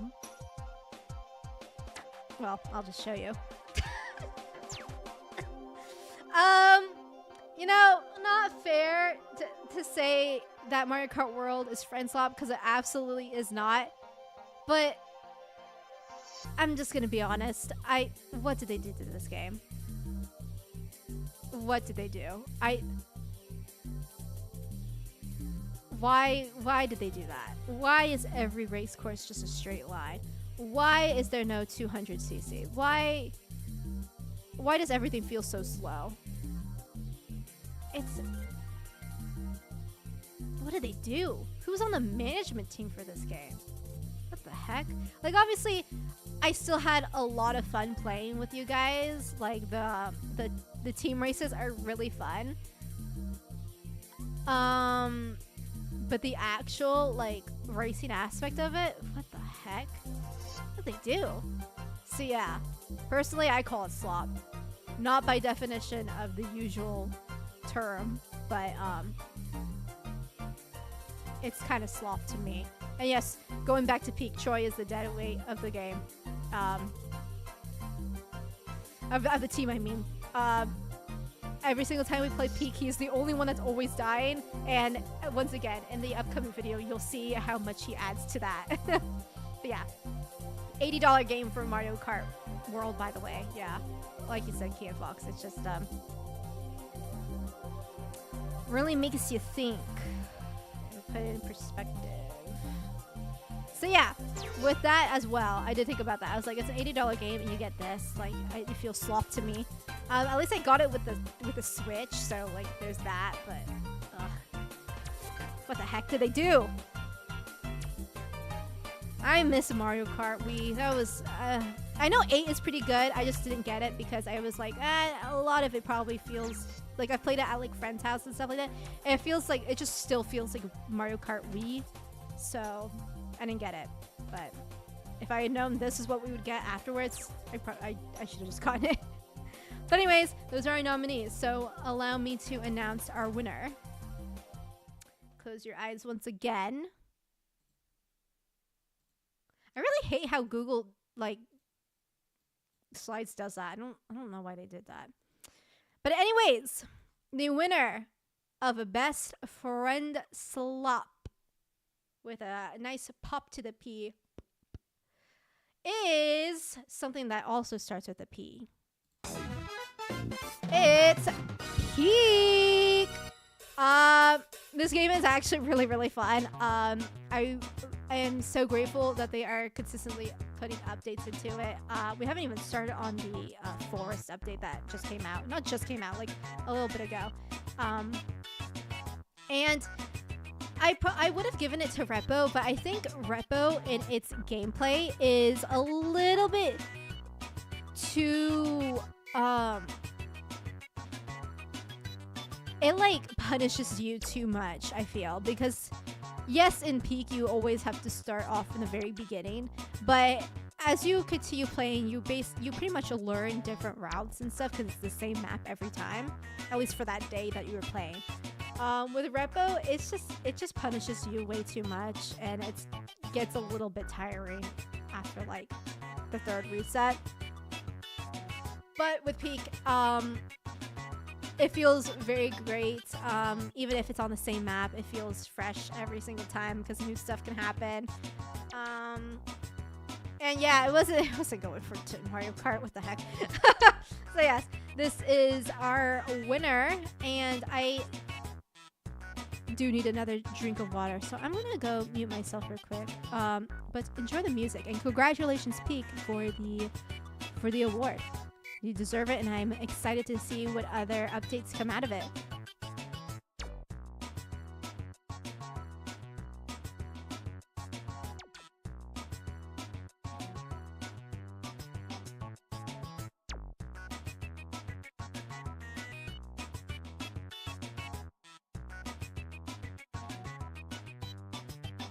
Alrighty, let's move on, shall we?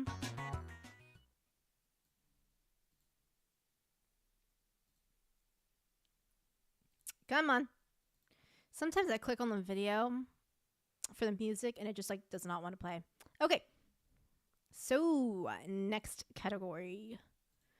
I've already explained. Most anticipated. As I was editing this, I thought it was like really, really funny how I nominated Subnautica 2, but then it like never happened. So, yeah, good stuff. So let's hope that these games do. But I did explain that there aren't many games that I am looking forward to so far. So there aren't many nominees, but there are two, and they're very strong ones. We've talked about the first one already, and that is Monster Hunter Stories 3, which I am so excited for because I get my dear sweet boy Magnamalo. He is alive and well, and we are going to become besties, I assure you. But the second nominee is another game that I have been anxiously waiting for, and is kind of on the same level as Kirby Air Riders, where it's been a long time since its first entry, at least in the States. Or not in the States, worldwide. It is Tomodachi Life. It's a game that a lot of people have been waiting for, me included. And it's gonna be fun. Because if you see the tagline below, where it says, "I can't wait to watch Naruto fall in love with my sister again." Yeah, that that happened in my playthrough, and it was so funny because I recorded it for my sister because I was like, "Dude, Naruto wants to confess to you," and so I recorded it, and it was the funniest thing because Naruto made his confession, and everything, right? You know how when knees reject another, they add that dramatic little echo. So funny.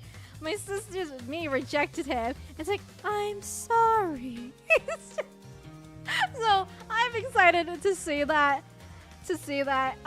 in the next game, and I'm so glad that Nintendo finally is giving us another Tomodachi Life, because it was low-key getting to a Kirby Air Raid status where people were not expecting it to ever come back out. But hey, here we are. Naruto X Entipon, yeah. The ship that never happened. I can't believe she rejected Naruto. What the heck? SMH. But anyways, those are our nominees. In terms of new releases, I was contemplating whether to add games that weren't announced but are planned to play next year, like the Alan Wake games and the Pikmin games, but I felt like that's not, I don't know, I don't think it really counts, because I think it should just be delegated to games that are announced, and we're definitely going to play it when they drop. So kind of felt that was the way to go about it. But anyways, let's get to the winner.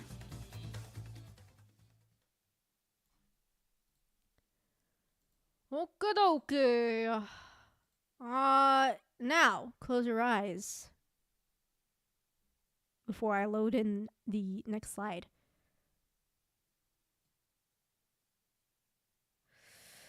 Alrighty, winner of most anticipated game of 2026. I mean, it's my boy. And nothing gets in between me and my boy. I love my little baby Magnamalo so much, and I am so excited to finally be friends with him, because every time I killed him, I hunted him in Rise, I was so sad. But now I get to be buddies with him, and it is literally a dream come true. So thank you, Stories, for letting it happen. And I think he's actually gonna get some spotlight, considering that he got a lot of spotlight in the trailer, so I'm excited to see where that leads. But yeah, I'm very excited for Tomodachi Life, but just because Magnamalo, this one has an edge over it. So congratulations, Stories 3. I'm excited to play you when you drop, as well as getting to see my boy Red Kezu again. I mean, that's a gift within itself, you know? Red Kezu and Magnamalo? I mean, come on. It sounds like a dream team to me, but that is it for most anticipated, which leads us to the very, very big game of the year. So let's get that started.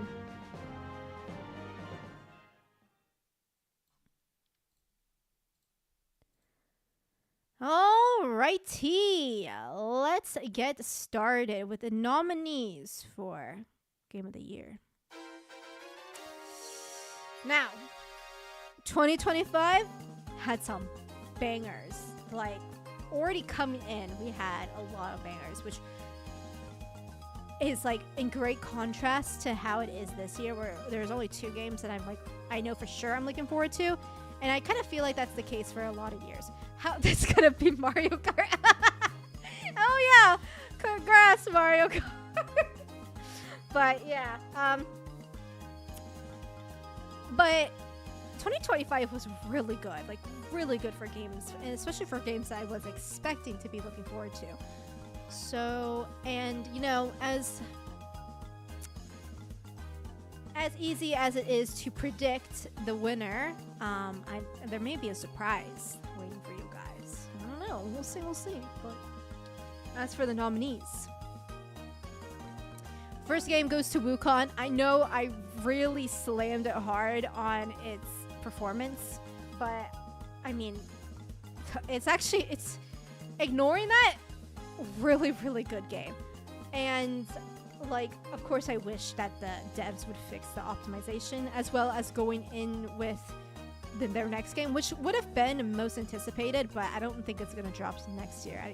I don't think so. It's probably going to take a while before we get that game. But regardless, I do think the game is stellar. I don't like games like with that sort of combat where it's like very tedious, very picture perfect with your combat. If you get hit, like if you mess up like once, you get punished a lot. But with Wukong, it was very, very fair. The combat was fluid. If you get hit a lot, you won't. Well, you'll get punched for sure, but if you're quick on your feet, you're able to really bounce back from it. And I mean, come on, it gave us that beautiful stream with that random guy who went apeshit in the chat. First crazy person in my stream, and you know what? That made history in itself and is deserving of a nomination.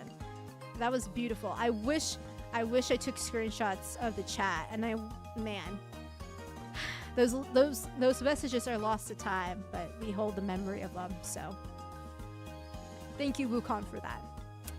But the next nomination is, well, yes, of course, Expedition 33 is gonna be on here. Right? Yeah, that guy going back to Wukong. I wish I took screenshots of that. Man, I had a feeling that the messages were going to get deleted after I like blocked him.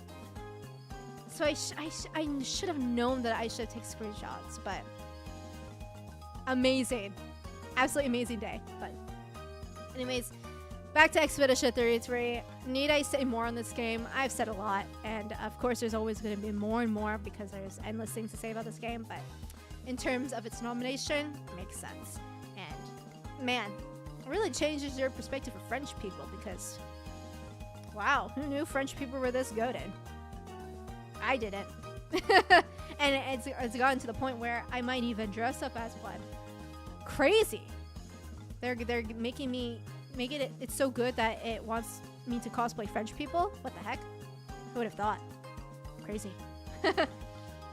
But the last nomination is also no other than Kirby Air Riders, a game that I have been praying for 22 years in the making, and it's finally here. I mean, it's surreal for sure, and I know I always say that, but I can't wrap my head around it. Really, I can't. So it's on here for sure, absolutely. But let's go on with the winner of Game of the Year, shall we?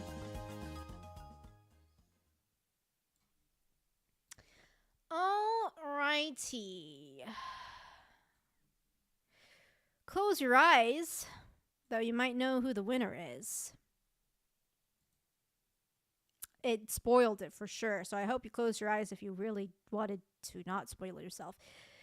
The winner of Game of the Year is Expedition 33, which everyone knew was gonna happen. It won 9 awards at the Game Awards, and it won here too, because it is just that good of a game, and it is one of the very few years where I can actually agree with Jeff Keighley in that this game deserves everything that it gets. I cannot stop talking about this game. I cannot stop thinking about this game. I cannot stop listening to this game's soundtrack. I cannot stop thinking about this game's characters. I cannot stop thinking about this game for a second. It is truly a life-changing game that I believe everyone should play. Even if you're not into turn-based games, even if you are not into RPGs, play this game. Give it a chance. It's a masterpiece. It really is, and I know it is getting slammed by people who are upset that it won all those awards, but I mean, people hated TM Opera O, the racing horse, for winning everything, and he was one of the greatest racehorses of all time, so come on. Here we are, same thing. Yeah, what a masterpiece of a game, truly. Like, if Xenoblade was the game that motivated me to start my own channel because I wanted people to play Xenoblade, Expedition 33 is the second game to do that. Because I want everyone to play this game, and I will stop at nothing to tell everyone about it and glaze it and make everyone play.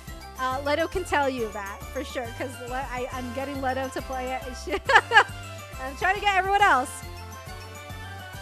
Gosh, this game is truly one of a kind. It's for this game to be produced from devs that have never made their own game, for this to be their first game, for Lori Tester to produce his first soundtrack for this game. Like, the stars aligned, and it's great. I don't care what people say; it's a masterpiece. And the people who say bad things about it are people who have not played it. It's just fact. Like, I see it all the time. So yes, congratulations, Expedition 33, for sweeping my Game Awards as well, because absolutely deserved. Come on, let's go. But I did say that there is going to be something that you might not expect, and I'll tell you. Close your eyes, because I might say something crazy here, but we have a second winner for Best Game of the Year, and I think it's only fair because it deserves everything as well. And I mean, as much as I have said, I mean, this game means so much to me. I get the chills whenever I think about how this game came to be. I like this moment of Road Trip, like, it really made everything come together. It made all this whole entire wait. 22 years, almost my whole life, I've been waiting. And I you know what? I did give up, but it's here, and it's crazy. What the heck? Well, how is this game like a thing? Like, I genuinely cannot wrap my head around it. Like, it feels like it shouldn't be real. It feels like it's like a fever dream, but it's here, and it's amazing. It's beautiful. Wagon cart is there. It's chef's kiss. And seeing the Hydra and the Dragoon fused together, that shit was like a fucking... It's like a fan fiction moment that rivals Subspace Emissary, and you know how much I love Subspace Emissary. It captures that essence that like, this is so crazy, but so hype, and like it it just warped me back to back then, and I just have such a soft spot for it, real man. Like it's actual cinema. I'm not joking. It really is actual cinema. Oh my gosh, I love this game. I love this game, and I know Sakurai said that it is the last one, and there's probably never going to be another Kirby Air Riders game, but it was a great finish, and I am grateful to even just have the game. So thank you so much, Kirby Air Riders, for coming into existence. So yes, that is my second place game of the year, and it just didn't feel right to not give it anything. So it gets a silver. It gets a silver Dadapon Award.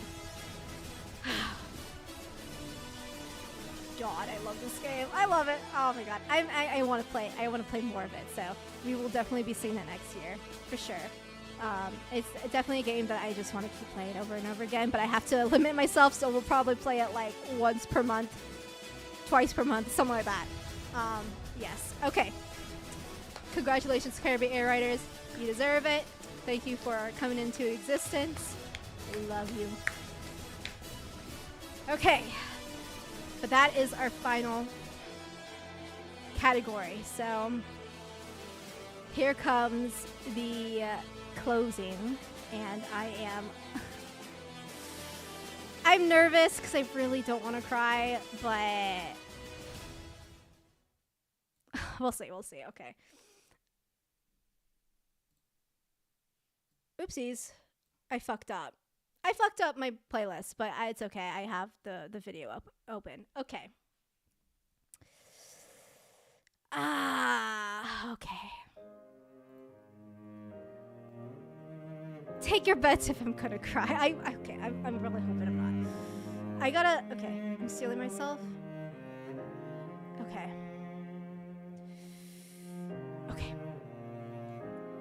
So, here's our closing ceremony. 2025 was an amazing year for me and the channel. I was nearly able to double my subscriber count from last year. I believe I was at 700, 800 or so.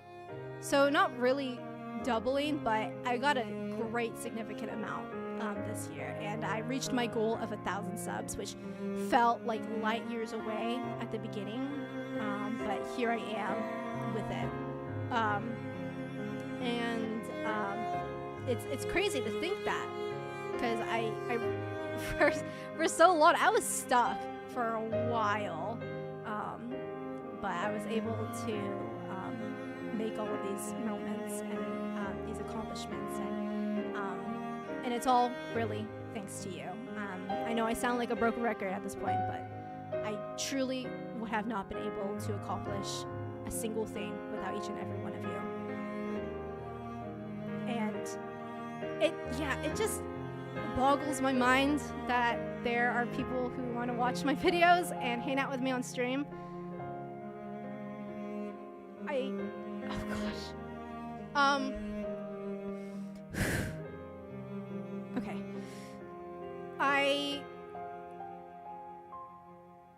Oh gosh. Okay. I would have never envisioned that I would be in the place that I am. Oh god. Like, you guys already know that this has been a lifelong dream of mine. Like, as I was growing up, you know, I've always been the person to kind of struggle to find out where I envision myself in the future. I'm always the type of person who likes to live in the moment because the future scares me. But I oh my gosh. I am just so blessed to have been found a community who's been able to stay with me throughout these years that I've started my channel. And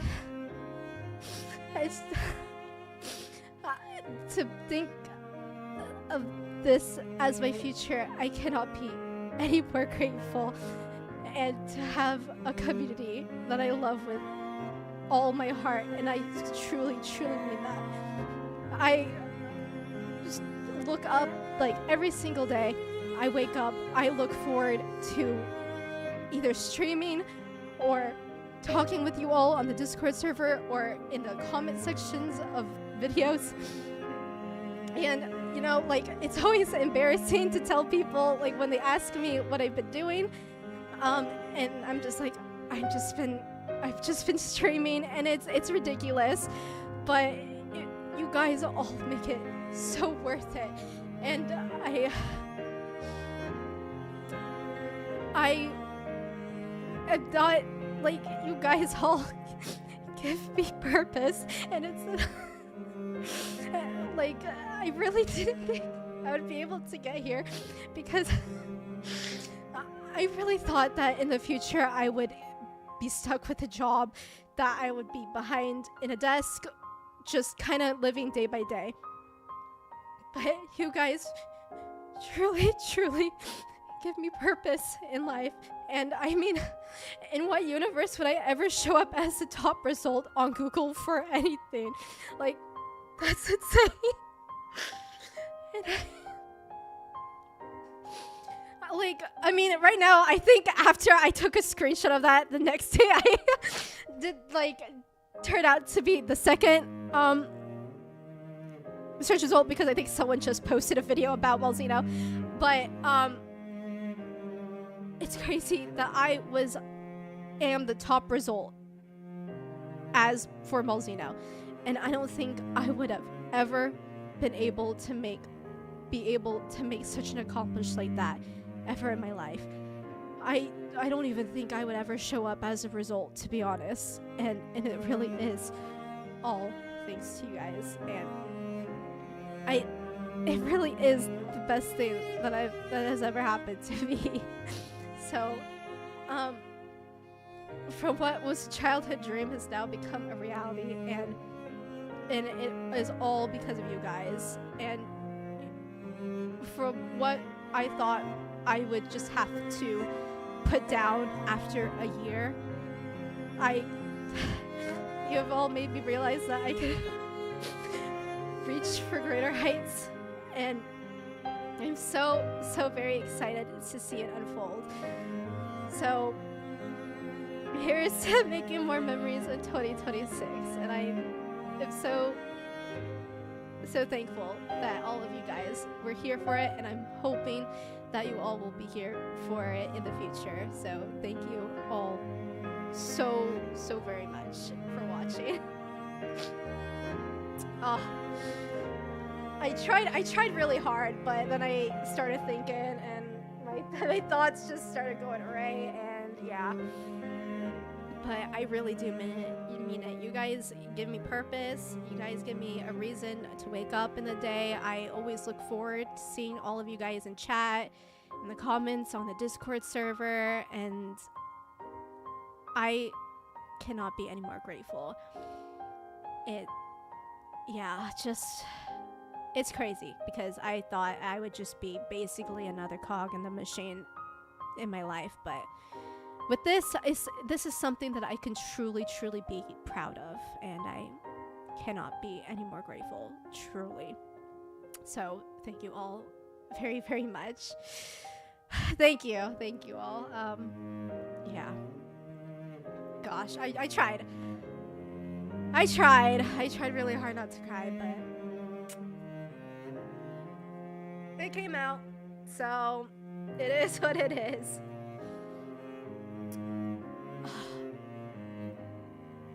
Gosh. Oh, thank you all so much. I'm so excited for the next year, and I'm excited to get back into things. I'm not going to be streaming for the rest of the week just because Christmas and holidays and stuff like that, but We will be back on Monday. I know we'll see how that week goes. I will be back on Monday with more Pokemon, probably some more Pokemon on Friday. Wednesday will have to be taken off because that is New Year's, and that will be time to spend time with my family. But regardless, that will be the plan for the upcoming weeks, and hopefully I will be able to come out with a video for Peak, as well as a rewrap of the clips for the videos. So I hope you all look forward to that, and I hope you all have a wonderful, wonderful holiday season, a wonderful Christmas, and a wonderful New Year's. I hope you have a lot of good stuff for Christmas, and I hope we're all able to welcome in the new year together. And yeah, sorry if you heard that. I just sniffed and a lob of mucus just went down my throat. That snot. You guys probably heard that. Sorry. Yeah.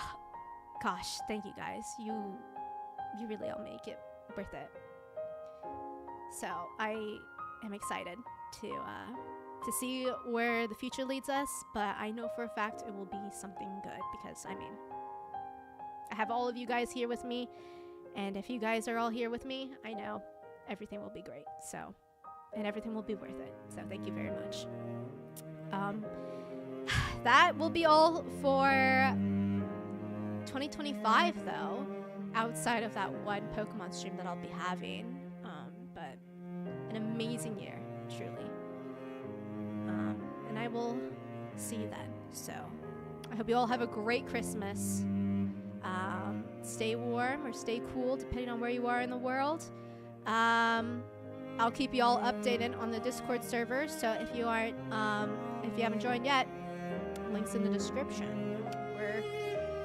We're always having fun there, and I don't know, maybe I'll get some good stuff for Christmas that I can post on the Discord server. I know my sister got me Chikawa stuff, so I'll be sure to send pics of that.